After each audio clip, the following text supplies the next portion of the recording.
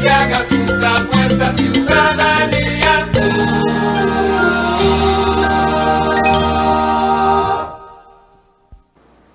Muy buenos días, como cada semana estamos aquí saludándolos en el programa de RIP Comunicaciones, su programa institucional Decisiones, la opinión responsable. Es un programa de periodismo alternativo, nos apoyamos en diferentes comunidades periodísticas alternativas, otra forma de ver los hechos nacionales e internacionales y culturales.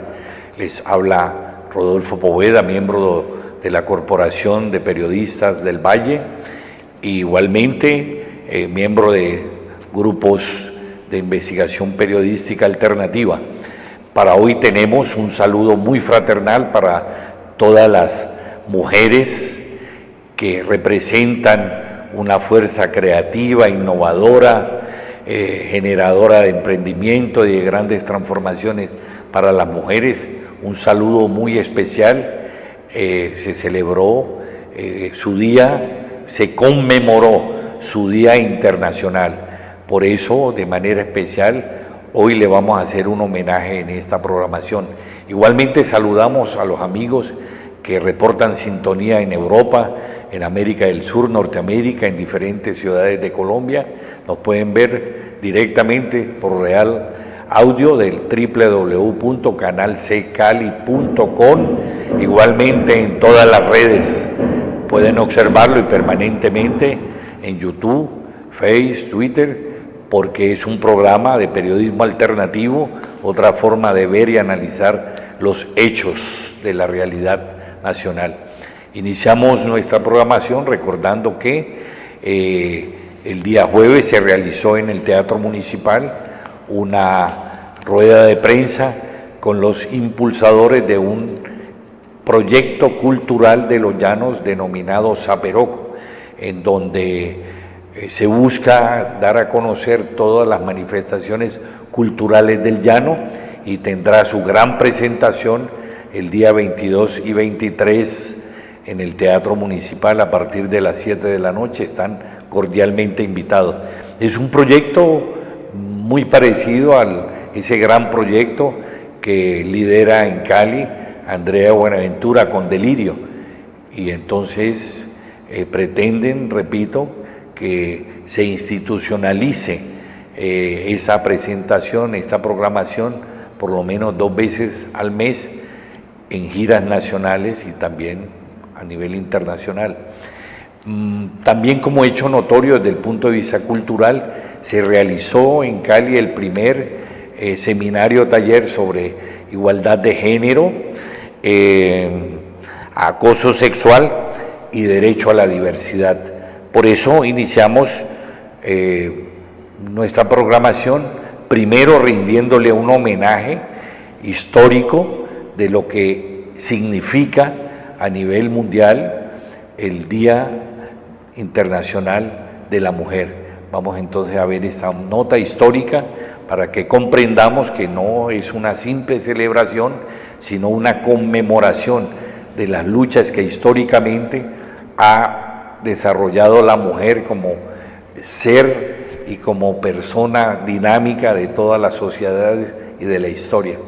Entonces veamos esta nota histórica para que reflexionemos y le demos la importancia que merecen ellas en nuestra sociedad.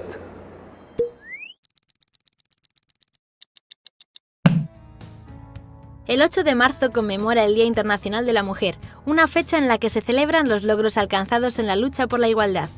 También es un día reivindicativo por las discriminaciones que todavía perduran en la sociedad. Desde 1857, el mes de marzo se había convertido en el mes de las movilizaciones obreras en Estados Unidos por los derechos de las trabajadoras.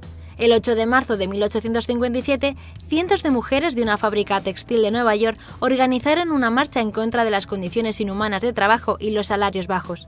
Los sueldos que recibían las mujeres eran inferiores en un 60 o 70% a los de los hombres. La policía dispersó a las manifestantes, que 2 años después crearon su primer sindicato. Desde aquel histórico 8 de marzo, la fecha ha sido un termómetro de la lucha de las mujeres por el reconocimiento en un mundo de hombres. En 1909, Nueva York fue de nuevo testigo de las protestas de 15.000 mujeres trabajadoras por la reducción de la jornada laboral y mejores salarios. Las mujeres extendieron sus protestas hacia el derecho al voto y el fin de la esclavitud infantil. En España, el 8 de marzo de 1910 tiene también una significación especial, pues a partir de ese día la mujer pudo acceder a la enseñanza superior en igualdad de condiciones que el hombre, poco después de que Emilia Pardo Bazán fuera nombrada consejera de Instrucción Pública. Anteriormente, las pioneras de finales del siglo XIX habían comenzado a ir a la universidad, ya que no existía ninguna ley en contra, pues no se había pensado que querrían asistir. La Segunda Conferencia Internacional de las Mujeres Socialistas en 1910 se celebró en Copenhague, Dinamarca. Allí, la alemana Clara Zetkin, integrante del Sindicato Internacional de Obreras de la Confección, demandó instituir un Día Internacional de la Mujer para reclamar los derechos políticos, civiles y económicos de todas las mujeres en el mundo. Participaron más de 100 mujeres de 17 países, quienes aprobaron que se instaurara la celebración. A raíz de esta reunión, el 19 de marzo de 1911 se celebró por primera vez en la historia el Día Internacional de la Mujer en Dinamarca, Alemania, Austria y Suiza. Menos de una semana después, el 25 de marzo de 1911, más de 140 jóvenes trabajadoras, la mayoría inmigrantes, murieron en el trágico incendio de la fábrica Triangle Shirtwaist de Nueva York, por no poder salir del edificio, pues habían sido encerradas sin posibilidad de escapar. Este suceso tuvo grandes repercusiones en la legislación laboral de los Estados Unidos, y en las celebraciones posteriores del Día Internacional de la Mujer se hizo referencia a las condiciones laborales que condujeron al desastre. Las Naciones Unidas comenzaron a celebrar el Día Internacional de la Mujer en el Año Internacional de la Mujer de 1975. En 1977, la Asamblea General de las Naciones Unidas invitó a los Estados miembros a proclamar el 8 de marzo como el Día de las Naciones Unidas para los Derechos de las Mujeres. Tristemente, en las sociedades actuales las mujeres todavía viven situaciones discriminatorias.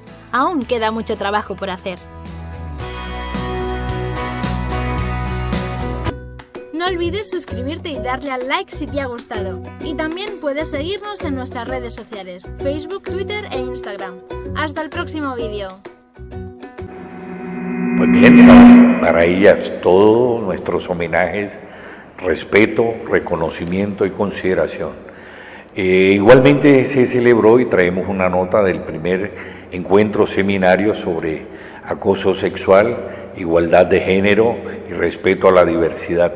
Se celebró en la Universidad del Valle, en el Centro de Estudios Literarios, con el apoyo de la Escuela de Género. Veamos entonces, una de las principales protagonistas nos hace una breve exposición, Brigitte Batista, sobre lo que significa el respeto a la diversidad de género.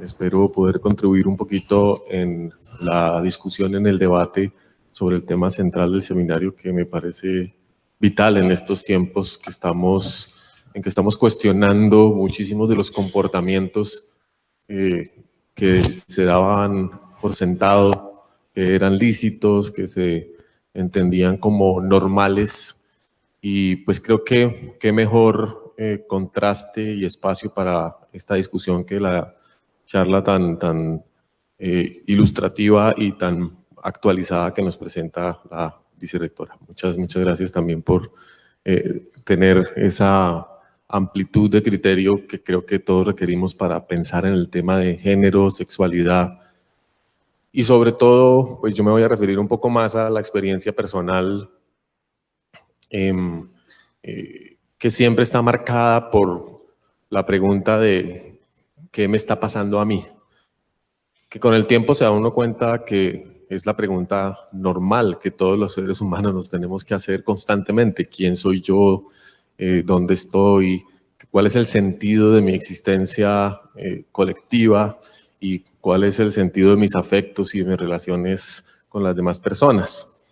Y cómo eventualmente en esa construcción o en esa maduración del cuerpo y de la mente y del espíritu en las personas, pues vamos encontrando contradicciones, vamos encontrando tensiones y sobre todo vamos encontrando muchas ideas de los demás sembradas en nosotros. Y ahí es donde creo que radica el espíritu de búsqueda que hay detrás de los movimientos LGBTI, de encontrar sentido a la diferencia, de enriquecer la diferencia con un contenido vital. Y yo creo que es muy importante para la sociedad, para todos, que sepamos que esta es una búsqueda absolutamente fundamental en el quehacer de la construcción cultural, en el quehacer de la búsqueda de la felicidad. Obviamente el título que tienen ustedes en el folleto hace más referencia a lo que me habían solicitado, y lo voy a mencionar, de enfocar algunas cosas como les decía, en esa experiencia personal, pero detrás de eso, insisto, lo que hay es una búsqueda de la interpretación de la diferencia y de la legitimidad de la diferencia. ¿Por qué es tan complicado construir un espacio para la diferencia en las distintas sociedades? Y para ello voy a hablar un poquito como de la evolución de la diferencia y de cómo en muchos colectivos la diferencia se considera un riesgo o se considera un factor positivo, y qué tanto la diferencia o cómo se juzga la diferencia. ¿Qué es lo que es distinto realmente? Si es apariencia o si es diferencia de fondo. Y allá hay una cantidad, digamos, de reflexiones que nos hacemos cotidianamente sobre si soy una persona muy rara, será que no cuadro en ninguna parte, yo no me siento a gusto en mi cuerpo o en mi familia o en mi grupo social o en mi ciudad o en mi profesión. Esa sensación de ya no disforia de género, sino disforia de humano, ¿cierto? Es decir, me siento marciana en este universo. ¿Me ayudan? ¿Quién me ayuda para ¿sí? ¿Dónde? Ah, bueno, yo hago una ceñita aquí. Ah, ya, gracias. Bueno, estas son unas imágenes. Yo no sé si de golpe solicitar que apaguemos la luz. Cada 5 minutos pego un grito para que nadie se duerma. Y que veamos, porque son los colores y la expresión estética de la presentación tienen mucho que ver con el razonamiento. Entonces, si podemos apagar las luces. Sí, queda oscuro, pero todas las diapositivas son brillantes y no hay ninguna que salga monstruos. Bueno, de golpe sí, pero cada quien juzgará. O así está bien, tal vez, como miti. ¿Más oscuro? Es que más oscuro. Sí, muy importante lo que plantea Brigitte Baptiste. Tenemos que tener mente abierta para comprender que el mundo no es blanco y negro, o la diversidad de género es hombre y mujer. Hoy la población LGTBI a nivel mundial ha ganado un reconocimiento y Colombia no puede ser excluyente, teniendo en cuenta que la Constitución establece como un derecho fundamental la igualdad de género, religión, ideología. Entonces tenemos que atemperarnos a la aplicación de esa igualdad en términos reales. Pues bien, en este mes se estarían conmemorando los 91 años de nuestro Premio Nobel. Por esa razón queremos rendirle un homenaje recordando una de las notas más bellas y discursos breves pero muy pedagógicos sobre la paz, teniendo en cuenta que las elecciones de mañana implican para Colombia un reto histórico que nos hace reflexionar, por ejemplo, las elecciones de 1946, cuando Gabriel Turbay, del Partido Liberal, Jorge Eliezer Gaitán, liberal pero con su movimiento MIR, Movimiento de Izquierda Revolucionaria, se presenta a esas elecciones frente al candidato Mariano Ospina Pérez. Desafortunadamente esa división permitió el ascenso de ese régimen radical conservador que permite el ascenso no solo de Mariano Ospina Pérez, sino que posteriormente fuera reemplazado su debido momento histórico por Laureano Gómez, con esa actitud autoritaria, con esa especie de salvador de la nación, parecido a cierto personaje que pretende hegemonizar la política en ese momento. Veamos entonces, como homenaje a nuestro Nobel, esta nota sobre la paz.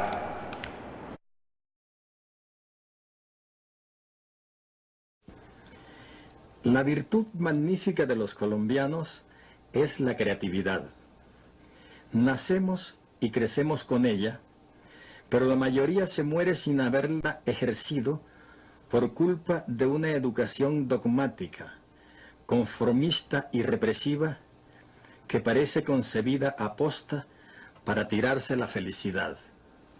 ¿Son estas las cuentas que vamos a rendir sobre el embrión de patria que nos legaron los fundadores? Creo que no. Redimir y privilegiar nuestro poder creativo como una riqueza natural, invaluable y despilfarrada, debe ser la llave maestra para rescatar a Colombia de su propio infierno.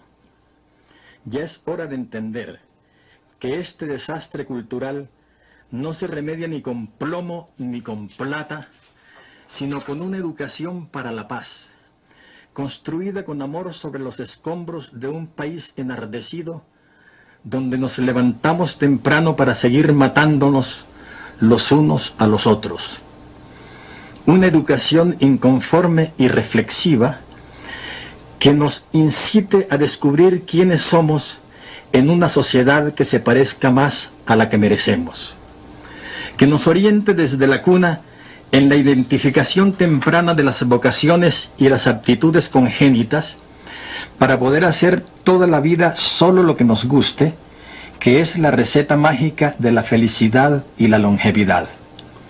En síntesis, una legítima revolución de paz que canalice hacia la vida la inmensa energía creadora que durante casi 2 siglos hemos usado para destruirnos y que reivindique y enaltezca el predominio de la imaginación. Andrés ha prometido hacerla y se ha comprometido sin miedo a las palabras con un nombre radical: la revolución de los procesos pedagógicos. Lo he hablado con él largo y tendido y con Gustavo Bell desde hace tiempo, y estoy dispuesto a camellar con ellos por el imperio de la educación y la paz, sin sueldo ni domingos, y por los fueros del amor en esta familia desventurada, donde ya no nos queremos ni a nosotros mismos.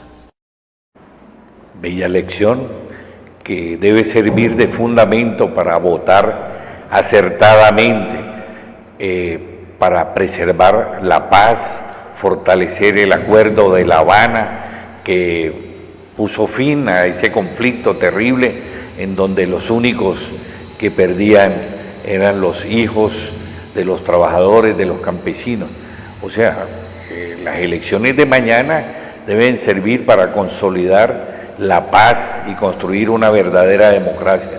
Aquí no necesitamos ni mesías, ni concepciones autoritarias o medievales para decir que la democracia es posible en ese contexto. Pues bien, vamos ahora entonces al panorama político internacional.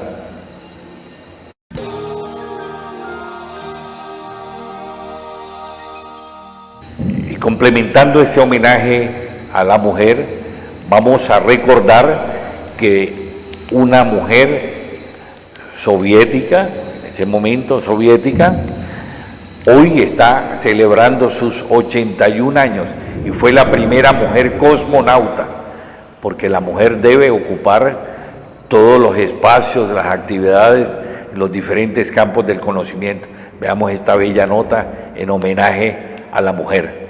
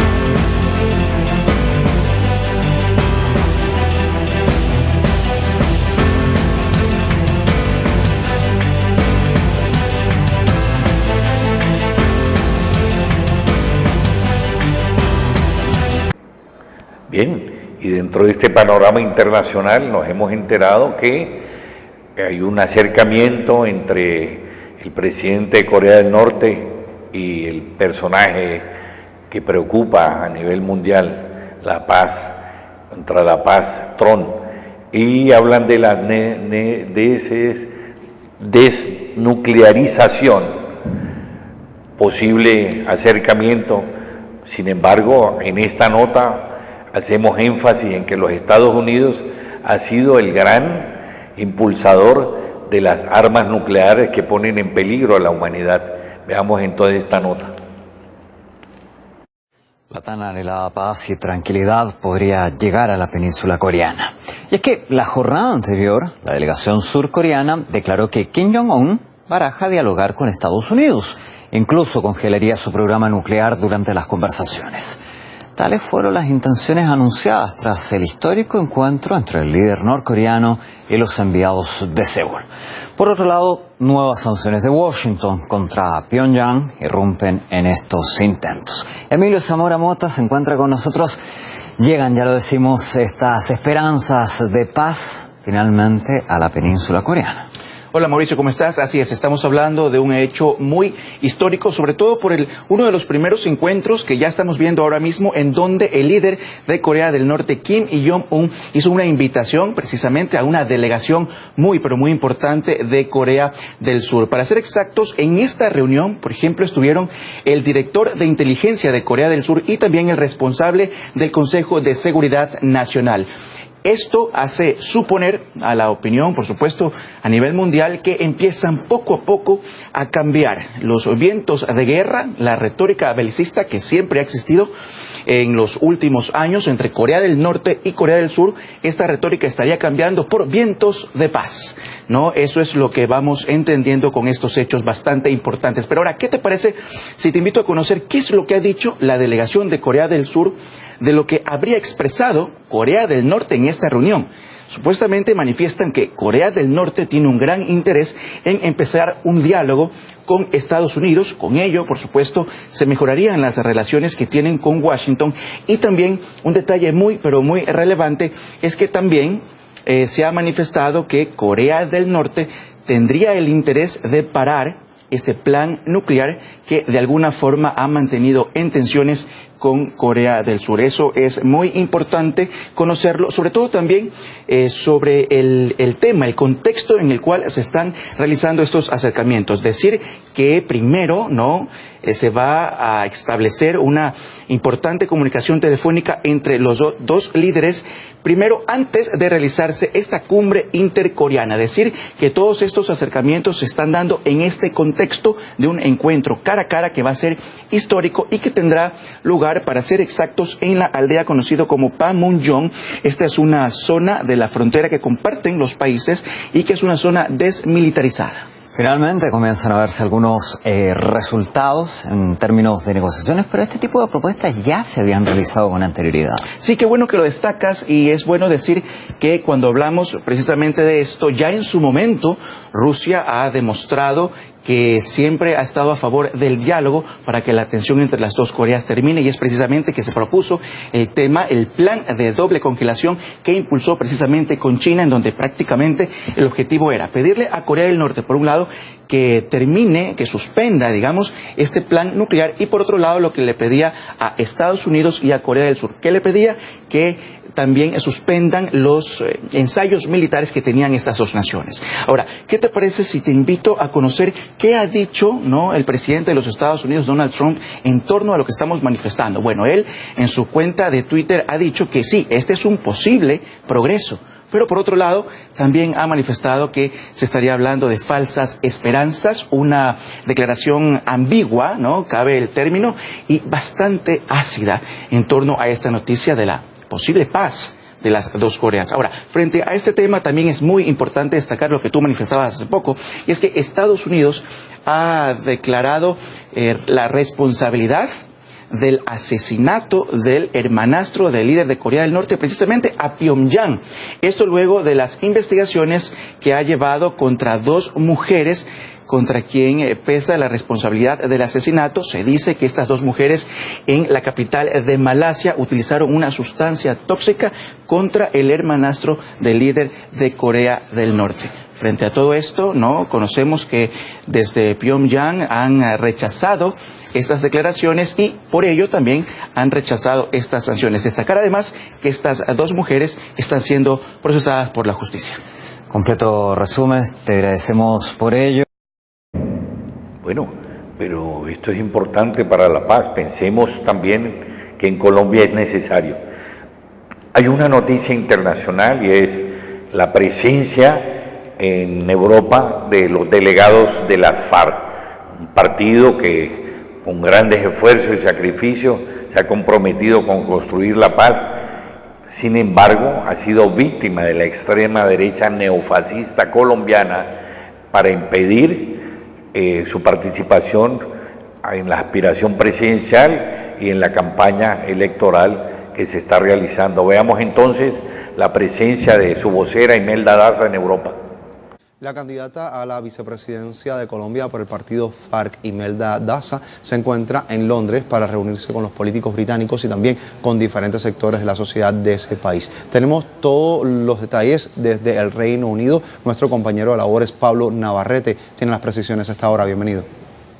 En una visita de 2 días a Londres, Imelda Daza recabará el apoyo hacia los acuerdos de paz de La Habana que intentan implementar en su país.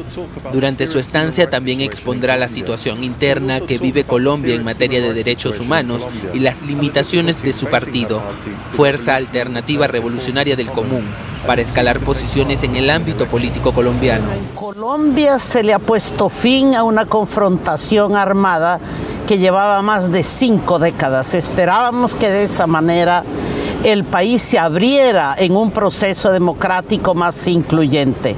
Lo que tenemos hoy, desafortunadamente, es la violación sistemática del derecho a la vida.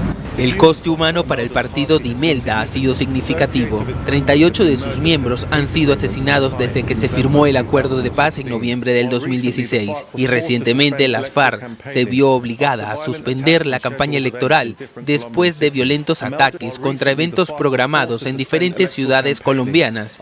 Imelda tiene claro qué papel puede jugar la solidaridad internacional. La paz de Colombia depende mucho de la opinión internacional, de la solidaridad que logremos generar en otros espacios ante instituciones internacionales que se solidaricen con nosotros.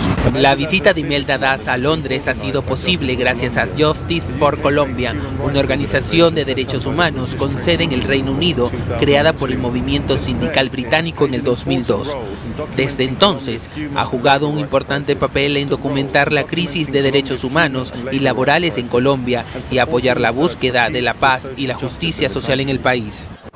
Creo que el gobierno colombiano escucha a la comunidad internacional. El acuerdo de paz en sí se creó con la participación de la comunidad internacional, que se implicó, lo que constituye un compromiso a que en este acuerdo de paz sea un éxito. El diputado laborista Tony Lloyd es uno de los políticos británicos que ha hecho campaña a favor de los derechos humanos y la búsqueda de la paz en Colombia durante años. La gente no debe confundir el final del conflicto militar con el tipo de condiciones necesarias para que Colombia avance, razón por la cual la candidatura de Imelda Daza para la vicepresidenta y las de otras personas progresistas que luchan por la vida, la justicia social y económica y todos los derechos humanos básicos que damos por sentados aquí en el Reino Unido es tan importante. Imelda Daza regresará a Colombia mañana para continuar con el arriesgado trabajo de hacer campaña en el periodo previo a las elecciones presidenciales de mayo. Este domingo también se celebran elecciones parlamentarias para el Senado y la Cámara de Representantes de Colombia. Mientras tanto, en el Parlamento británico y en otras partes del Reino Unido, los amigos del proceso de paz de Colombia continuarán instando al gobierno colombiano a abordar la crisis de derechos humanos del país y garantizar un entorno seguro para la participación política. Igualmente es noticia internacional los atentados y agresiones contra el candidato Gustavo Petro. Entonces vamos a mirar por qué su presencia en Washington para denunciar ante la OEA estas agresiones. En Washington, el candidato a la presidencia de Colombia, Gustavo Petro, pidió a la Organización de Estados Americanos, la OEA, una misión especial de observación de las elecciones. Veamos. El candidato presidencial colombiano Gustavo Petro acude a la OEA a denunciar el atentado contra su vida del 2 de marzo. Solicita una mayor vigilancia de los comicios para evitar el fraude después de haber sido eliminada la digitalización de las actas electorales de su país. Que la misión de la OEA que hay en Colombia se vuelva una misión especial, es decir, con más capacidad técnica, financiera para hacer el control. Señaló la falta de garantías con las que cuenta como candidato y aseguró que la investigación sobre el atentado en su contra carece de transparencia. La Fiscalía no tiene la última palabra sobre el informe técnico. Nosotros dentro del proceso vamos a pedir un peritaje independiente. Posteriormente, el candidato se trasladó a la Comisión Interamericana de Derechos Humanos para que tomara registro de su denuncia y para expresar que aunque esta organización le otorgó medidas cautelares para su protección en 2002, el gobierno colombiano no ha cumplido. Francesca Manuele, Telesur, Washington, D.C. Bueno, y ahora la franja, el humor también es realidad.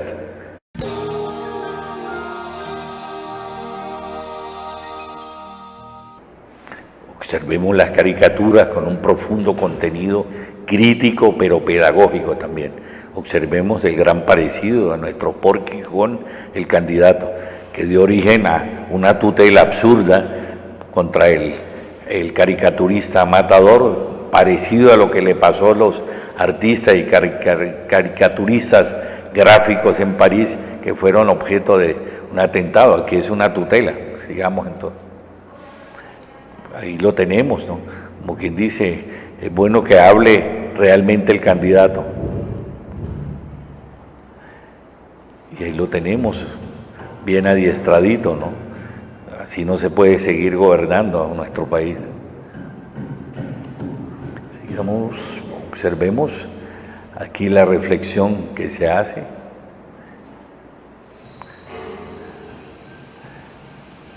Porque eso es noticia. Y acá lo que no puede seguir ocurriendo en nuestro evento electoral. Muy bien. Y vamos a observar dentro de esta franja ese lapsus del senador Mesías y jefe que hoy se presenta como una víctima. Pero el lapsus no es un lapsus, es lo que el inconsciente quería decir ante la realidad de sus vínculos con los motivos que han determinado que la Honorable Corte Suprema de Justicia inicie el proceso penal contra este personaje.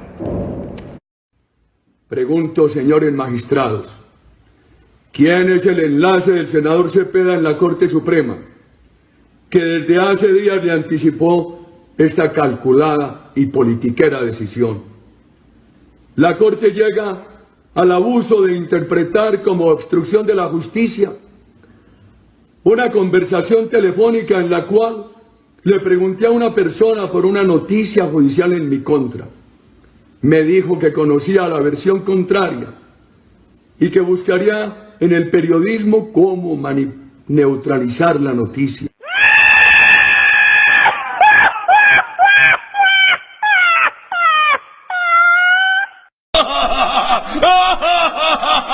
¡Ay, pero qué idiota!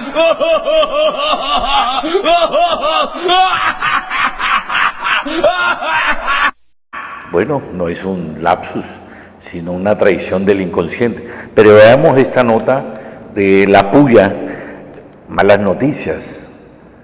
Los partidos políticos no se van a morir.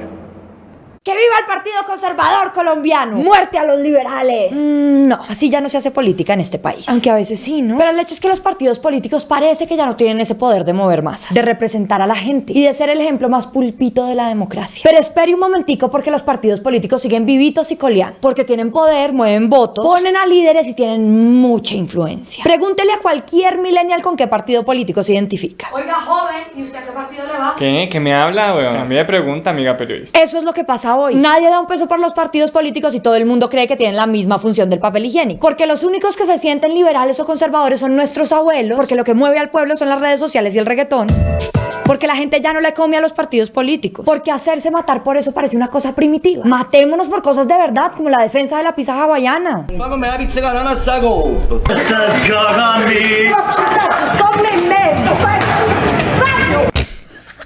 Y porque estos partidos tienen más mala fama que Steve Harvey presentando Miss Universo, con Vivian Morales de liberal, con el exguerrillero Ever Bustamante en un partido de extrema derecha, y con Rodrigo Lara, hijo de un mártir que siempre luchó contra los delincuentes, en un partido cundido de delincuentes.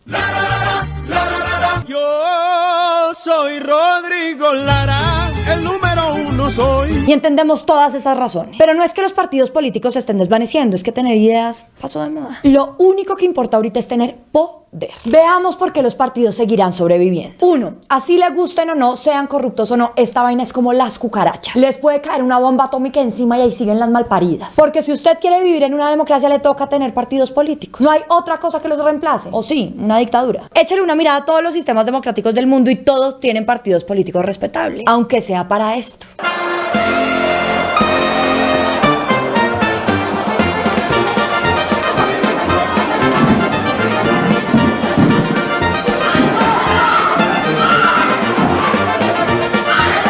Let their feelings be known. One of the central...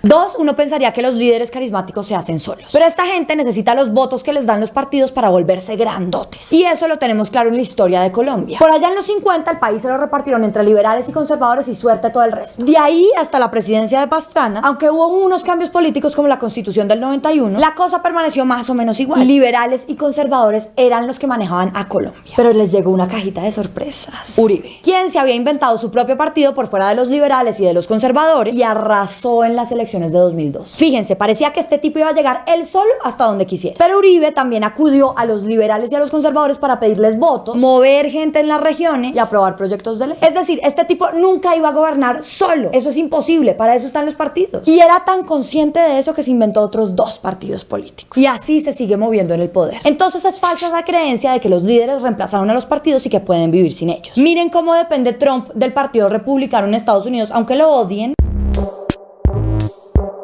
O temen en Brasil de los partidos mayoritarios, o el mismísimo Uribe del Centro Democrático. Todos estos son ejemplos de mutualismo animal, como el pájaro que le quita la garrapata al búfalo, mientras el búfalo lo protege y no deja que ningún depredador se le acerque. En este caso el pajarito son los partidos políticos y el búfalo es el presidente. Y las garrapatas vendrían siendo todo el resto de bichos del Congreso. Entonces los líderes y los partidos son 2 caras de la misma moneda. No se dejen engañar por todos esos candidatos que se lanzaron por firmas. Están llenos de garrapatas. 3. Aunque los partidos políticos parecen irrelevantes, siguen siendo la pasta de tomate de la pizza. No, es la harina. No, el queso. No, la piña, huevón. No, es la piña, huevón. El caso, después hacemos una puya sobre la pizza hawaiana. El punto es que sin partidos políticos nada se movería en Colombia. Para bien o para mal, especialmente para mal. Pero entonces tenemos que pararles bolas porque los partidos son los minions de los líderes. César Gaviria sigue mandando a través del Partido Liberal. Andrés Pastrana dice qué se hace y qué no se hace en el Partido Conservador. Vargas Lleras alza la ceja y Cambio Radical le corre. 4. Los partidos políticos no solo se mantienen porque tengan votos, sino porque tienen una maquinaria bien aceitada, que se llama clientelismo. Desde los años 50 es muy común que los políticos busquen a líderes regionales y locales para armarse unas redes espectaculares en las regiones. Y es con esos votos que usted consigue llegar a la presidencia o al Congreso. Así usted sea un semidios de la política, tiene que untarse de pueblo y tiene que pedirle el favor a esos gamonales de que le consigan los votos. Y pues Esa es la política, tú me colaboras allí, yo te colaboro acá. Entonces, en vez de andar diciendo que los partidos políticos valen huevo, que la política es una cochinada, que los líderes no sirven ni para levantar un volardo, lo que hay que hacer es depurar ese clientelismo horrendo. Si no, pregúntale al ñoño Elías y a Musa Besaile y a todos los que recibieron plata de la mermelada. Mientras exista ese clientelismo, los partidos políticos no se mueren ni de cáncer. Quinto, dejemos de pensar que los partidos políticos se están muriendo porque no hablan por la gente. Esa es la visión tierna de la política. Hoy los partidos políticos son solo máquinas de avales, que ponen a la gente en puestos burocráticos, que manejan recursos regionales y que a veces incluso pueden frenar decisiones del presidente. O si no, miren quiénes tumbaron parte de los acuerdos de paz. Entonces, en resumen, los partidos no se están muriendo. Los partidos son claves para que una democracia exista. Los líderes carismáticos se hacen inolvidables a través de los partidos. Los partidos son la representación del poder más que de las ideas. Y la pizza es mejor con piña. Punto. Nosotros pensábamos que aquí ya no se hacía política como en los 50 y a Petro lo reciben con atentados en Cúcuta. No importa que fuera una piedra o una bala. Así no deberíamos estar haciendo política en este país. En el momento en que usted saca una pistola o pega un coscorrón o tira una piedra, ya perdió el hijueputa debate. Estamos muy contentos porque por fin nos llegó la placa de los 100,000 suscriptores. De verdad, muchas gracias por seguirnos acompañando y sigamos puyando. Bueno, y esta es una versión pedagógica de cómo la política en Colombia se ha convertido en eso, una especie de botín en donde todos meten la mano para beneficio de sus propios intereses, la corrupción, la impunidad. Por eso mañana es un día decisivo, determinar ese voto correcto para que la democracia se fortalezca. El poder no puede seguir siendo hereditario en Colombia, que un nieto de expresidente, Eduardo Santos, le entrega el poder a otro nieto de expresidente, Carlos Lleras Restrepo, o, en su defecto, a quien pretende aparecer como el Mesías, con un prontuario bastante largo, que no garantiza ni siquiera la construcción o el cambio que debe predominar para que la democracia en Colombia sea el símbolo de una nueva Colombia. Por eso esta reflexión debe llevarnos, repito, a que votemos a conciencia y por quienes realmente no estén involucrados en esa práctica corrupta que fue impuesta desde hace más de 50 años y que generó desde luego el conflicto armado, que hoy afortunadamente está avalado por un acuerdo y que debemos, como lo reiteramos en decisiones, defender y mantener, conservar, fortalecer. Bien, y tenemos nuestra franja de noticias nacionales y empezamos con lo que es y ha sido hasta ahora las zonas veredales en Colombia. Es otra reflexión para ver cómo ha habido incumplimiento del gobierno y ha dificultado que esta paz se fortalezca. Veamos entonces esta nota.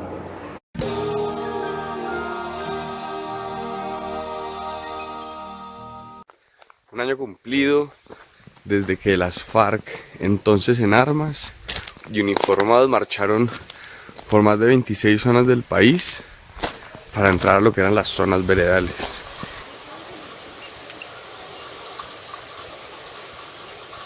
Yo vine por primera vez hace un año y hoy en día esto es igual, son los mismos plásticos, son las mismas carpas, se ve estancado, pero tú viniste hace 2 años y medio. Hace casi 3. ¿Qué sientes de ver esto como está? ¿Cómo lo ves?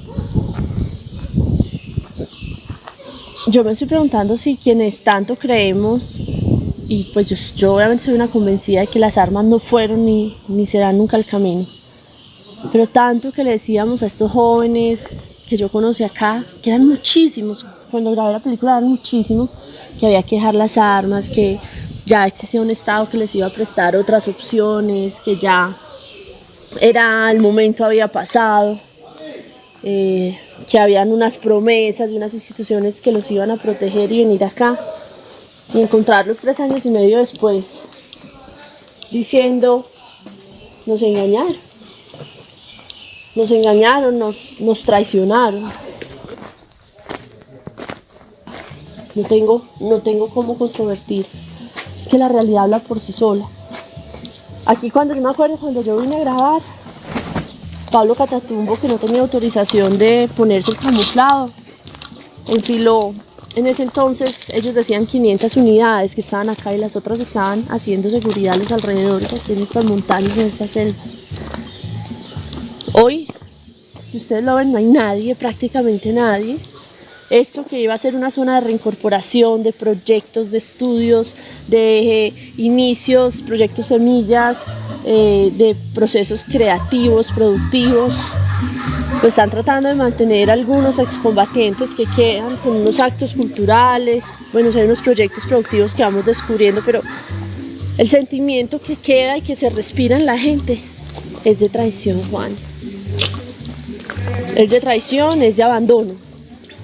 Y fuera de eso, de miedo, porque acabamos de hablar con uno de los excomandantes que sabe que aquí alrededor está no solamente el ELN, sino las disidencias unidas, también está un grupo que se determina o se denomina el EPL, y que me dijo: es que yo no puedo llegar a uno de esos actos culturales, o por lo menos a la proyección de la película no puedo llegar, porque en medio de 200 personas a mí me matan y por mi cabeza están dando muchísima plata. Sí, cierto. En este momento la inseguridad es tan tenaz que cuando veníamos 3 días antes de venir, a Natalia le llegó un comunicado en el que contaban que habían cogido un camión de los helenos cargado de explosivos porque iban a hacer un atentado en la escuela de La Esperanza donde estábamos nosotros. La primera vez que yo vi coca, matas de coca, fue en esta misma montaña. En 3 meses, en 6 meses se ha triplicado más o menos lo que se puede ver desde la carretera. En este momento todo ese verde clarito de encima de la montaña es coca. Allá se ven incluso los cocales con los laboratorios, y aquí se ve otro sembrado de coca. En este momento el Alto Nayá está retomando todo el potencial de producción y tráfico de droga que tenía.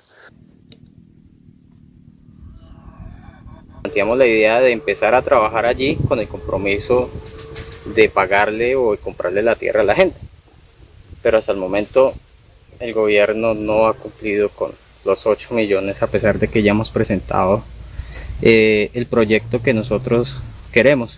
Están afiliados a la cooperativa, y en este momento, ¿qué productos está trabajando la cooperativa y cuánto espacio de tierra más o menos está trabajando? Nosotros actualmente somos 130 asociados. Hemos presentado ante el CNR la cantidad de tierra que nosotros creemos que es necesaria para desarrollar este proyecto. Son aproximadamente 272 hectáreas. En esas 272 hectáreas se va a sembrar café, como ya lo hemos estado realizando, como producto principal, pero aparte de eso ya vendría los cultivos de pan coger, como la yuca, el plátano, el frijol, el maíz, al igual ya manejar especies menores como cerdos, gallina ponedora, peces y pollo de engorde. El primer logro tangible es el Café de la Esperanza. Cuéntenos un poco, así en 3 frases, ese café, ¿cuál es el proceso del café y dónde lo podemos encontrar?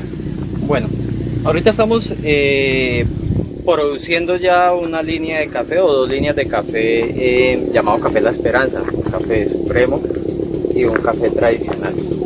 Este café lo estamos produciendo a partir de la consecución del pergamino de la misma región, de los campesinos aledaños, el cual nosotros llevamos y pues lo procesamos inicialmente. Ahorita estamos pagando la maquila por este proceso, pero que a futuro esperamos poder montar nuestra propia microempresa acá y poder darle todo el proceso en la misma región.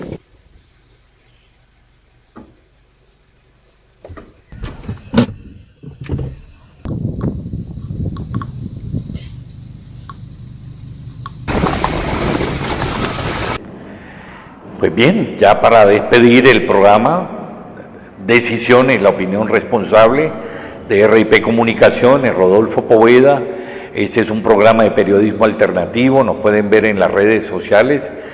Y para despedir el programa queremos hacer referencia al libro Aquí no hay muertos de María Farlán, basada en el asesinato en donde está involucrado directamente el senador Álvaro Uribe, escrito por la periodista María Farlán.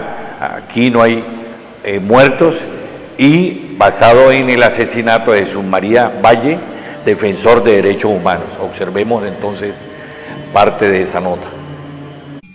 Lo que pasa en Medellín es que se viene intimidando a los abogados que ejercemos ante los fiscales y jueces regionales. Es que uno nunca entiende por qué aparecen listas de abogados los que ejercemos ante los fiscales regionales, ante los jueces regionales, por qué aparecen listas de abogados ante los organismos de seguridad. Que lo digan las familias, que donde sus hijos, sus padres, sus hermanos, sus familiares han sido asesinados y han encontrado como actores de esos asesinatos a miembros de las Fuerzas Armadas en Colombia. Hay un compromiso serio del gobernador de Antioquia con los derechos humanos consagrados en la Constitución de 1991 y no hay un compromiso serio de sus asesores. ¿Por qué afirma eso? Lo afirmo porque uno pide protección, porque uno denuncia ante él casos, porque uno va a las comisiones de seguridad y uno encuentra después que el aporte que uno hace civilmente, claramente, en forma abierta, lo señalan posteriormente a uno como auxiliar de las guerrillas. Y va ante el comandante de la 4ª Brigada y dice: en Ituango están asesinando a fulanito y a fulanito. Y el señor comandante de la 4ª Brigada, que no ha sido muy claro en política de orden público, no asume una posición activa. Estas acusaciones hizo hoy el concejal de Ituango y abogado penalista Jesús María Valle acerca de las circunstancias que rodearon la emboscada a una patrulla del ejército en Ituango. La información oficial de la emboscada habló de un soldado muerto y uno herido. El hospital en ese mismo día reportó que entraron 7 civiles heridos. Aunque el ejército niega que fueron en este mismo hecho, la versión del concejal Jesús María Valle es otra. Y en ese vehículo iba tropa del ejército, iban paramilitares cuando se sucedió el atentado del movimiento guerrillero. Es decir, comprobamos lo que ya hemos venido denunciando, que hay una connivencia del ejército y los grupos paramilitares en el municipio de Ituango y en el departamento de Antioquia, y que la población civil está indefensa. Eso no corresponde a la verdad, porque la patrulla estaba integrada únicamente por miembros del batallón Girardot de la 4ª Brigada, de tal manera pues que no corresponde a la verdad. Según el concejal, desde el año pasado denunció ante la Defensoría del Pueblo, la 4ª Brigada y el gobierno departamental la presencia de las autodefensas de Córdoba y Urabá, no solo en Ituango, sino en San Andrés de Cuerquia, Toledo y el Bajo Cauca. Bueno, realmente no sé, hace un año, ¿no? Pero la compañía está ahí, la compañía del batallón Girardot está en Ituango precisamente para combatir todos estos grupos de bandidos de izquierda, de derecha, de lo que sea. Esa es la misión que cumple la compañía allá. General, entonces, ¿qué podemos decir de esa versión que hay entre la connivencia entre la 4ª Brigada y los grupos de autodefensa de Córdoba y Urabá? Sí, eso no es cierto, es absolutamente falso. Pero la denuncia del concejal va mucho más allá. Todos los dueños de tiendas comunitarias de los corregimientos de Ituango han sido asesinados.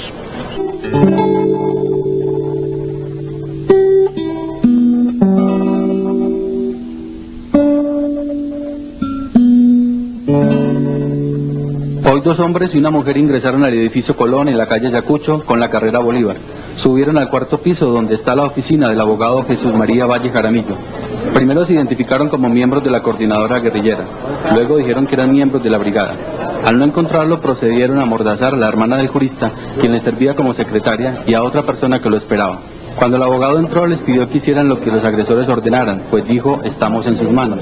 Al parecer, y sin mediar más palabras, hicieron tirar al suelo al abogado Valle y allí lo asesinaron de 2 tiros con un arma 380 con silenciador. Mientras la fiscalía y la policía entorpecían las labores de la prensa, los vecinos y curiosos empezaron a expresar el dolor y la rabia que produce la impotencia al ver caer a uno de los mejores y más valientes defensores de los derechos humanos. 10 años después del asesinato de Héctor Abad Gómez, bajo las balas cae Jesús María Valle. Durante la velación de Jesús María Valle Jaramillo, los familiares afirmaron que en repetidas ocasiones había denunciado con nombres propios la violación de derechos humanos por parte de grupos paramilitares que estarían vinculados con el ejército. Las autoridades departamentales y el entonces gobernador Álvaro Uribe Vélez no le prestaron atención y lo llegaron a tildar de enemigo de las Fuerzas Armadas. Él se enfrentó duramente a Álvaro Uribe Vélez, a los paramilitares, al comandante de la Cuarta Brigada acá, quien lo trató de mentiroso, y él dijo, no, pues está la fiscalía, para que prueben a ver quién es el mentiroso, que lo hagan. Y quién mató a Jesús María, eso se sabe, todo el mundo lo sabe. Los paramilitares, con los militares, con el GAS, con el gobierno, con todos, por defender los derechos humanos. Los asesinos que ordenaron y ejecutaron el asesinato de Jesús María Valle, hombres intolerantes y violentos condenados al olvido, aunque causaron un gran vacío entre los luchadores por la defensa de los derechos humanos y de las víctimas de las múltiples violaciones de aquellos, solo lograron su desaparición física, porque su espíritu, sus ideales y su ejemplo de lucha y de compromiso permanecen en la memoria de esos luchadores y de esas víctimas. En la memoria...